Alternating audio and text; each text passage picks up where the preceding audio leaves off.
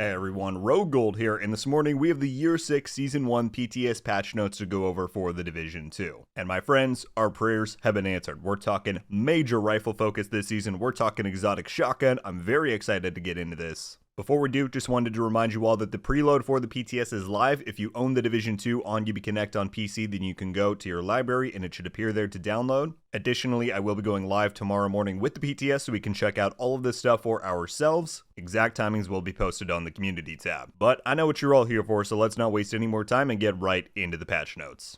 Alright, so here we are, Year 6 Season 1 PTS patch notes. This is the size of the client build if you have it installed, and if you don't, there's a start date, end date, all that good stuff. But here's what we care about, the new gear. The first one is the new brand set. I'm not even going to attempt to say this, but it is the SP Zoo set. There we go, that's easy. The one piece gives you plus 15% mag size. That's going to be kind of nice for one piece. The two piece, 20% rifle damage. This is your first hint. Yes, this is a very heavy rifle focus season, which is what people have been asking for a long time. And the three piece is 30% weapon handling. Our two named pieces of this new brand this season will be the Bober talent on a chest piece with perfect entrench. So if you're below 30% armor, then headshots from cover repair 30% of your armor. Cooldown is 2 seconds. And then we have Eagle's Grasp as new exotic gloves, and they come with a perfected attribute instead of a talent of 15% weapon handling. So there you go, solid stuff there. And finally, again, after years of asking, we have a rifle-focused gear set called Breaking Point. The two-piece gives you 25% rifle damage and 25% MMR damage. The three-piece gives you 30%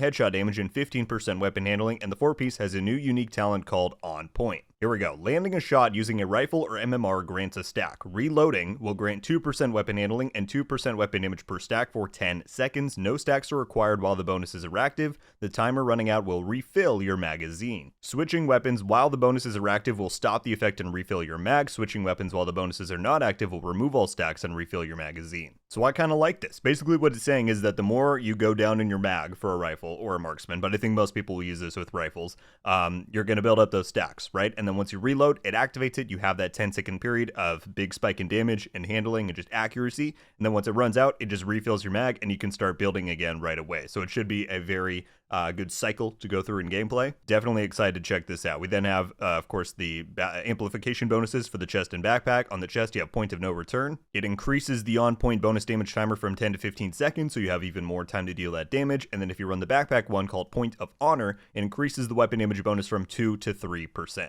What I will be interested to find out, because they don't mention it here, is there a cap on how many stacks you can build? Or if you build into having more magazine size, does that then allow you to get even more stacks? Because that could be pretty interesting. So it depends. We'll see. Very excited to try this out. Super glad that we're finally going to have a rifle gear set in the game. It's pretty awesome. All right, on to our first exotic, the Acosta's knee pads. We're getting another Acosta piece to go alongside the backpack, and its talent is called Escape Plan. Vaulting from the top of an object gives 10% movement speed for 3 seconds. After not moving for 5 seconds, you get a 20% movement speed for 5 seconds. When you're affected by a status effect, you get 10% movement speed granted for 5 seconds, and the maximum movement speed bonus is 20%. For any of these other bonuses, they do not stack with movement speed bonuses from other sources. And you also have an inherent 50% movement impairment penalty, negative 50%, so it's taking it away from, the regular amount that you're given from being on status effects. Very interesting. I like the idea of a movement exotic. I will be curious to see if stuff like 10% is really noticeable for those short periods of time. But in theory, I really like this. I think it could be very cool in the dark zone if you're trying to run around and get all that stuff. That could be really cool. So again, very excited to try these out. Those are the Acosta's knee pads. Then moving on to the new weapons and talents, we have a new exotic weapon, and it is a shotgun. Aside from all of the rifle requests, people have been asking for a new exotic shotgun for a very long time, given we only have 2 in the game, and we're now finally getting one. It is called the Overlord. The talent is Capitulate. Hope that's how you say it. If not, someone will definitely correct me.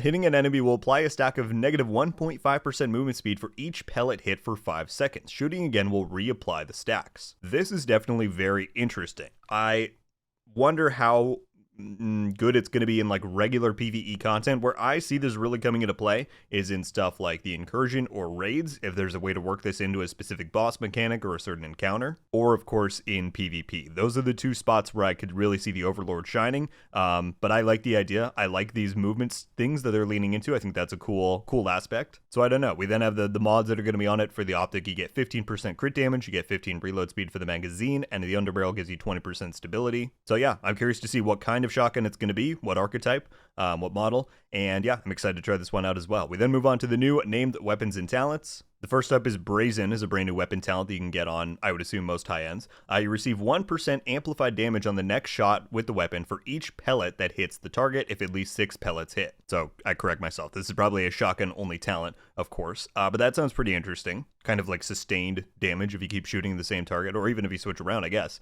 So that's cool. I like that. You'll then get the perfect version on 2 different shotgun variants. The Thorn, which will be a Spaz 12, and Like Glue, which will be a Super 90. Again, that's the perfect version. So good stuff. Rifles and shotguns, oh my. I can't wait. But then, what's not it? We're not done. We have a balancing rework done to the Diamondback exotic rifle. So here we go. They increased the damage from 329,000 to 342,000. I'm not sure what that comes out to percentage-wise. I kind of wish they would have given us that instead, but I'm sure math people out there will figure out how much of a buff that really is. They also increased the magazine size from 5 to 6. That should be nice. And then Agonizing Bite has some changes. So if we look at the previous one here, it said that the Diamondback would just randomly mark an enemy, and then once you hit it, you get the critical, and it increases damage, and you get those guaranteed for all that time. That part, from what I can tell, is still all the same, but it's this that they changed. It said it marks an enemy within 20 meters of you, and if there are no enemies within 20 meters, then it marks the closest enemy to you. I would think that this is kind of nice, because it means that you can actually prioritize enemies that are closer, because sometimes it'll mark someone that is way in the back of an entire enemy wave, and you're like, well, I don't really have a good shot on them or a way to get a good shot. So yeah, I would think this would be pretty good. Again, we're of course going to test it on the PTS, but I'd love to hear you guys' thoughts on that. And that is all the main stuff. We then have some known issues down here, which I don't think are too crazy. Some of the new models are looking like old ones for now. UI stuff, placeholder models, all that stuff. Nothing too crazy there. So that is what we're looking at, people. I'm very pleased by this overall. A lot of community requests have been answered, whether it's all the rifle stuff we're getting, the new exotic shotgun, the rework to the Diamondback. This is all really solid. I'm at least looking forward to trying all of this out on the PTS tomorrow, and I can't wait to hear your thoughts on it. So, my friends, that is going to do it today for your coverage of the patch notes for the Year 6 Season 1 PTS for the Division 2. As I said, a lot of long-awaited requests and things being put in with the new gear this season. I would hope that a lot of people would be pleased by that, and like I said before, I would love to hear any and all of your thoughts that you may have on any of this stuff down below. If you enjoyed the video and you want to stay up to date on everything with the Division 2, including seeing my PTS coverage this coming weekend, then be sure to click that subscribe button. I got a lot coming your way, and I will remind you all one final time that I will be live tomorrow morning when the PTS goes live. You can check the community tab in a little bit here. I'm going to make a post about the exact timing when that's going to be, but be sure to tune in, check it out, see all the new stuff. But yeah, my friends, that is going to do it for me today. Thank you all so much for watching. I'll see you in the next one. RogueGold. Ow.